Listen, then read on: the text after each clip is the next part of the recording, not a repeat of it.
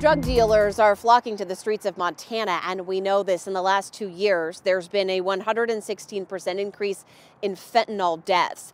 Fentanyl being 100 times more potent and lethal than morphine. And it only takes 2 milligrams to actually kill you. So think about that when you're looking at these grains of salt. That much is deadly. These images are alarming. Stay with her for a second. I'm gonna go get another dose. But they're real. It might look like a scene from a movie, but this is Billings, Montana. This body cam video shows the exact moment a Billings police officer revives a woman with Narcan after she ingests a deadly dose of fentanyl. Can you hear me? There you go. You okay? Yeah. Stay down. Stay down. This time her life is saved, but not all are so lucky. It's Russian roulette. It's your typical all-American kid. It's been 5 years, and Kim Ettinger still carries the grief of losing her only son. You know, everybody thinks it could not happen to them. We were exhausted. We were exhausted and we were scared. Her youngest, Caden, commanded a room, standing tall at 6'4", with the ability to make anyone laugh. Was captain of the cross-country team. He was straight A valedictorian, you know, wanted to go into the medical field. But July 27th, 2017, Kim says that bright future vanished. And all of a sudden that tornado stops and everybody flies out and one's gone. And you think, how is this even possible? Caden was given a deadly dose of carfentanil. It's an elephant tranquilizer, not meant for human consumption. Those drugs being handed out at the cafeteria at Montana State University.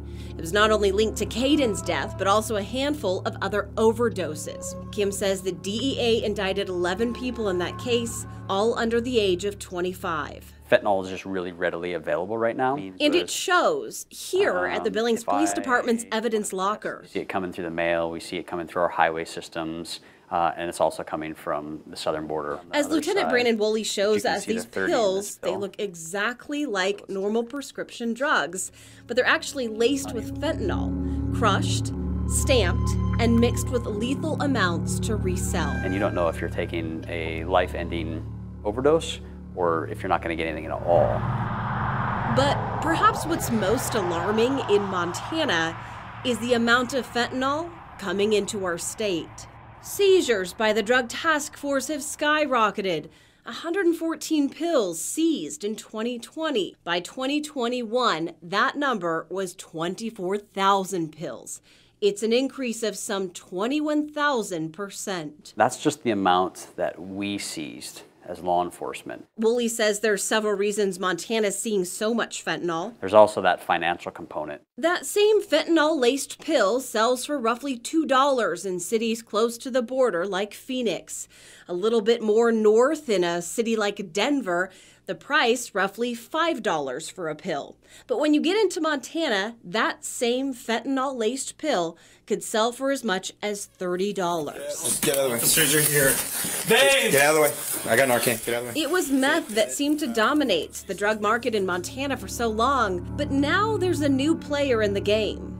The more he lost, the more he used. And the more he used, the more he lost. And parents should know these pills can fall into the hands of anyone. It's something Kim knows all too well. I just wish I could tell him, why did you do this? Like, why did you even do it one time? You know, why? Why one time? Like, you had so many opportunities and you were so blessed. Why? As she continues to cope with the loss of her son, she also wants to shed light, saying no one should feel stigma or shame in seeking help. In Billings, Andrea Lutz, MTN News. Caden was my third kid and only boy in the family, and always mischievous, you know, great sense of humor, the jokester in the family, always doing stuff, always off on an adventure or hiding in the woods with his friends, or taking skeletons around Halloween and placing them in weird places around our house, like reading a book in my chair, or we're like, who is doing this? And it was him. Funny stuff like that. Always just lit up the room when he came in. And I know people say that a lot, but our whole family will tell you the same thing. We'd be eating Thanksgiving dinner, and he'd come in 20 minutes late and stand up at the table and, hi, Grandma, hi, Grandpa, and just start everybody laughing. That's just who he was. He was captain of the cross-country team. He was straight A valedictorian, you know, wanted to go into the medical field. Very bright. It came to him way too easy. And sophomore year in high school, he just started smoking marijuana with a neighbor kid, and I don't know the data on gateway drugs, but I can tell you in my family that broke the seal for him. He became a different identity. You know, he was now the kid who lived on the edge, and he was in sports and all kinds of things, and started from marijuana, kind of started doing other little things. We caught him with spice, and we panicked. Like, we're not used to dealing with any kind of substances at all. Like, my girls weren't big drinkers. We're not big drinkers. We were out of our element.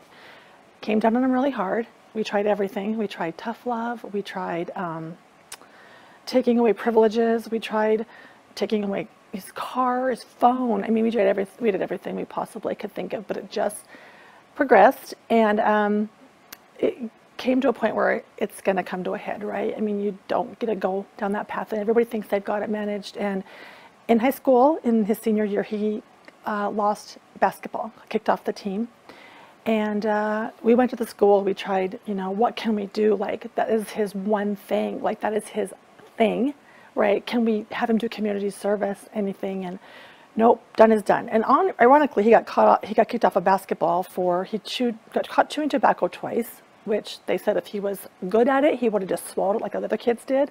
He didn't even know how to chew tobacco, but he was doing it because the kids were doing it in the weight room. And then he had one more strike and he was out. And so he was at a school function, I think it was homecoming, and had half a Mike's Hard Lemonade. And the officer confirmed with me that's what he had. That's what Caden said he had, and that's what his blood alcohol level showed. However, he was a minor in possession, so lost basketball. And from there, everything just tanked. He lost his friends, his group, his identity. He knew we were disappointed in him. He let his family down, and he was extremely anxious. Always, he was a worrier anyway, and I know that comes with a sign of being highly aware and intelligent. He was very anxious and didn't really know how to get a grip on how he had lost everything and be able to get it back. So the more he lost, the more he used. And the more he used, the more he lost. So by the time high school graduation time came, he didn't have any of his same friends. I mean, they don't hang out with kids that do that. You know, these were good family kids, you know, and he lost all of them, lost his girlfriend, everybody. And so, and I've said this before, but the people that accepted him and that made him feel worth were the kids in school who did drugs. And that's kind of where he felt like he was accepted again. So there was one counselor at the high school who really was a lifesaver for us. I mean, she really deeply cared about him. On his last day of school, he took her flowers, but even she couldn't get through. But, you know, he didn't even know if he was going to graduate. I mean, he wanted to pursue always the same answer. I know what I'm doing. I'm not stupid. I'm not addicted. I'm not addicted, Mom. And then whether he was or wasn't, I don't know. I'm guessing he just couldn't stop the snowball from rolling at that point. So senior year, he didn't know he was going to graduate. He did. Looking back, graduation was the least of my problems. But in my mind, I was, you know, you're frantic. You can't think straight. You're trying to save your kid, you know. You would do anything, jump in front of a bus for him. He went to college. We did not think he should go. We thought he wasn't ready. He was on antidepressants. He went to college and he said, Mom, I'm not staying. I'm going to college. I'm smart. I'm going to get my life together. And went to Bozeman. Checked on him a few times in and out. We'd go have lunch with him and do stuff with him. Talked to him on the phone at least 4 or 5 times a week. I could tell he was sad. But he always maintained he was figuring it out. And he wasn't. Came home. Another failure, right? Another huge failure for a kid who had a really promising future. Came home, I remember one day he was crying and we were talking and I said, what can I do? Like, how can we help you? Tell us, we will do anything. He said, Mom, he's like, I don't know. And I said, are you depressed? I said, is that depression? Like, tell me, we will try, we'll go anywhere to fix this, like how? And he said, Mom, I wish I was depressed. If I felt anything, it'd be better than feeling nothing at all. was kind of going back and forth to Bozeman to see friends. And I mean, we were up to 4 in the morning, 3 in the morning. My husband and I were researching, Googling, can we send him away to camp somewhere? Can we send him to a program? I don't know anything about this, like nothing. And there are no resources for parents like me who don't know what they're doing. We just don't know where to turn or what to do. We had no idea. We were so in over our heads. And I've got a lot of friends who said, talk to my friend at the police department, talk to this person. You know, I called this counselor. We had him in counseling, and he just was like, Mom, these counselors don't understand. He's like, they're using cuss words to make me think they're cool. He's like, I just feel like it's just not working. And so he went to Bozeman to see friends back and forth a few times. I'm suspecting he was probably going back to get more drugs or whatever he was doing. My husband and I came home one night from having a little date night, and it was summer, and we have fires up here sometimes. We get evacuated. And I got a knock on my door, and there was smoke. There was smoke everywhere, and I knew it wasn't close to us, but the wind can change in a heartbeat. And so I wondered if they were coming to tell us that, hey, you know, there's fires in the area. So I went to the door, and I saw the officer, and he came in and told us about 10 o'clock that my son had passed away that day on July 27th, 2017. I don't remember a lot after that. I mean, and I try to explain it. There's no words, right, that you can explain it. But I think I tell people the best way I can explain it is that you're caught up in a tornado, you and your husband and your kids, your daughter, your son, everybody's just flying around, and you're trying to still be a good mom to your 2 kids, but you always go to the one who's struggling the most, right? My husband and I would go back and forth. He'd be the heavy, I'd be the forgiving one. Then I'd be the heavy and he'd be forgiving. We weren't hardly ever on the same page at the same time, but I hear that's very common. We were exhausted. We were exhausted and we were scared. And all of a sudden the tornado stops and everybody flies out and one's gone. And you think, how is this even possible? Like, you know, this is not our family. Like my husband and I volunteered everywhere. We were a super close family. You know, we were the vice president of the football club at this high school. I mean, you just don't know how fast you can go from, wow, you know, we did everything we could to raise good citizens and good kids who lowered their risk. And then all of a sudden you look and you're missing one. When the officer first came in, he knew, he's done this before, he knew we were not going to absorb anything he was saying. He laid a piece of paper here on the couch for me and said, when you're ready, call this number.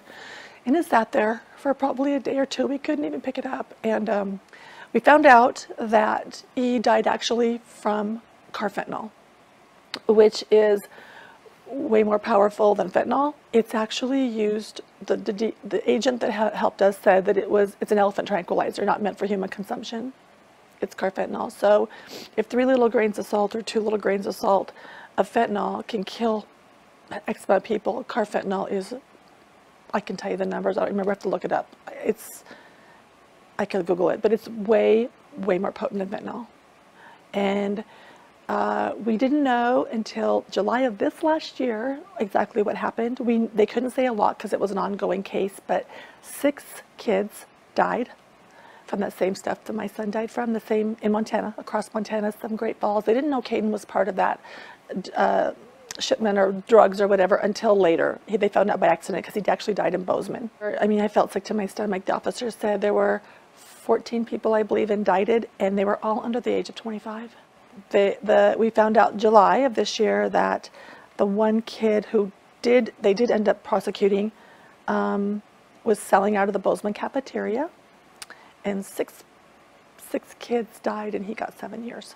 The officer said, we talked a lot about it in July, and this July, because we were ready, and he could talk about it because the case ended. That took 4 years for it to come to fruition. But he said that he gave us some answers. He said that, you know, Caden thought he was buying oxys, which is what all these people are buying. They're oxycodone or oxycodone. I don't know how to even say it right. I guess it's either way. But he was buying oxys, and they're fentanyl. I mean, you don't know what you're getting. They're stamped the same. They look the same. You cannot tell.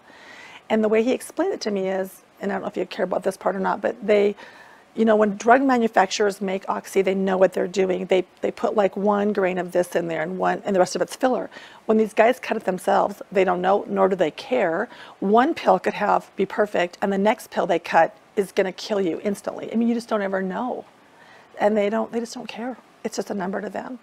So Caden would go there, and the officer did say that he would sell to his friends for like $2 a pill, which is ridiculous, he said, but he was just doing it to be a, you know, a friend or whatever that his friends would buy, and then that's how he would get his too, because, you know, he couldn't afford it. He was working at UPS, but that's real irrelevant, I guess. But he didn't know what he was taking. It's Russian roulette. I mean, these kids, they take it, and they I guess they just hope that it's going to be okay. But I think if they knew how much of a risk it was, or like even now it's more so than it was 3 or 4 years ago, but if they knew, would they still take it? I don't know. But they all think the same thing. You know, when you're a young kid, you're 8 foot tall and bulletproof, and you know everything, and what could possibly happen? I'm going to live forever. You know, everybody thinks it could not happen to them, right? I didn't know anything about any of this before, and I think it happened to me. You know, I guess until it happens to you, then you think, oh, it might be somebody else's problem, or it might be, you know, would not happen to my family. I'm telling you, I mean, it happens fast. There are kids that can do it for 3 or 4 years and take these pills, be fine, and no one ever knows, and they're fine. And then there are some kids that could try it with their friends once or twice, and it's happening younger. I just read an article where a 12-year-old overdosed and died from it. A really cute little gal. It can affect anybody. That's, I guess, my thing is I want people to know is it can affect anybody. It doesn't have to be, you know, someone who's down and out and whose families does drugs and they're just, you know, it doesn't matter if poverty, it doesn't matter if you're wealthy, it doesn't matter if you, it doesn't matter. It just crosses all borders. It crosses all categories and groups. I think like with suicide, when you lose a kid, it's every parent's, I can't even say worst nightmare because that's so cliche, it's way worse than that. But you don't know. You don't know. You'll never know. There's too many things covering it up, too many people covering it up. The kid my son was staying with threw everything in the garbage, hid everything, was scared to death. He got nothing. He probably shouldn't say a whole lot about that, but he covered everything up. I mean, we know, and I heard a lot of rumors after that. I heard a lot of rumors that scared me and broke my heart, and I'll never know the truth. Never, I will never know the truth.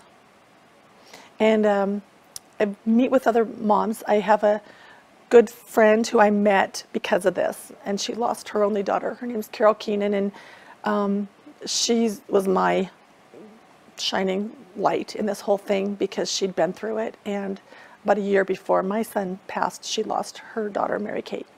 And then the two of us talked and made me feel sane again, and you realize that, wow, this is the same story over and over, just different characters.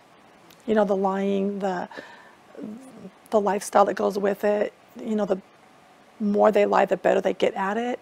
They're ashamed, and they're all good. Kids are not bad people. And when you lose a kid to something like drugs, you have the whole layer of losing a kid, but then you have this whole other depth where people look at you and probably wonder, oh, I wonder what they did wrong, or, you know, there must be something more to this story, and there's not. There's just not. And the more parents that I talk to, the more you realize that is the truth. There's about 5 of us moms now who meet about once a month. Just wonderful human beings who have all lost a kid or a grandkid to the same thing, and we all say the same thing. We didn't know where to go or what to do. We were so out of our element, did the best we could do, and the outcome wasn't anything you'd ever expect.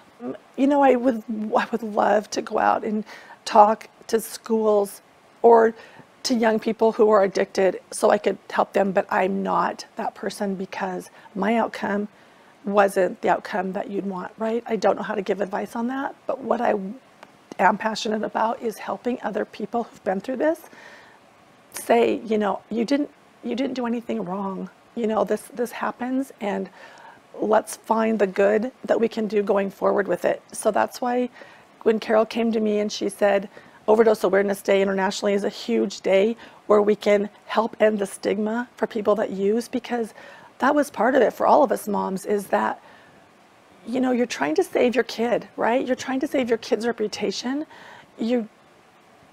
There's so much stigma and shame about it. Like, none of us knew, where do you go to get help? Where do you go and say, my kid is using, help me get out of this. What are the steps? What do I do? We didn't know. None of us knew. None of us knew what to do, because you're embarrassed. You don't want people to know. You don't. You know, you work at the school, you volunteer at the school, you have friends, you know. My daughter's babysit for the principal. I mean, it just wasn't me.